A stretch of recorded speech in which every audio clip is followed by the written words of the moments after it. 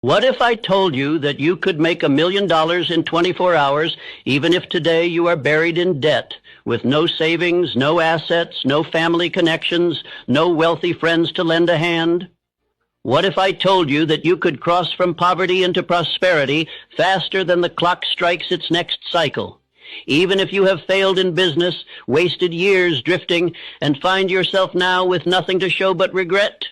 You would call me extreme. You would laugh in disbelief. You would whisper to yourself, "It cannot be so." But I tell you, I have seen fortunes turn in a single day.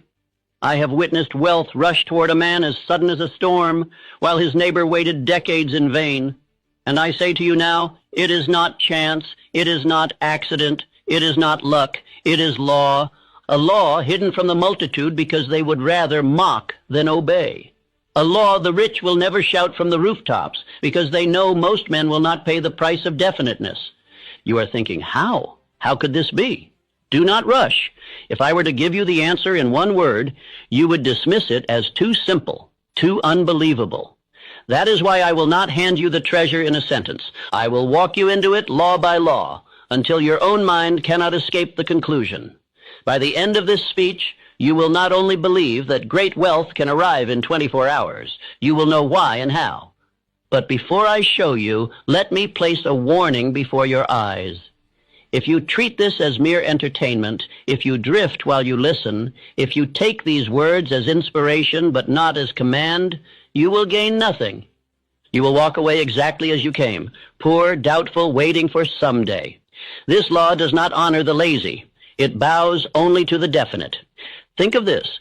Why does one man remain stuck for 30 years in the same misery, while another secures his fortune in a single day? Why does one man accumulate nothing but bills and disappointment, while another walks into opportunity as though it were prepared for him alone?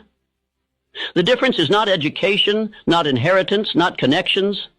It is something far greater, far more mysterious, and far more available to you than to the men who pretend to be your betters. Frank W. Gonzalez discovered it when he stood in his pulpit and declared, "What I would do if I had $1 million." He had no million, no wealthy allies, no earthly reason to expect that his words would be answered.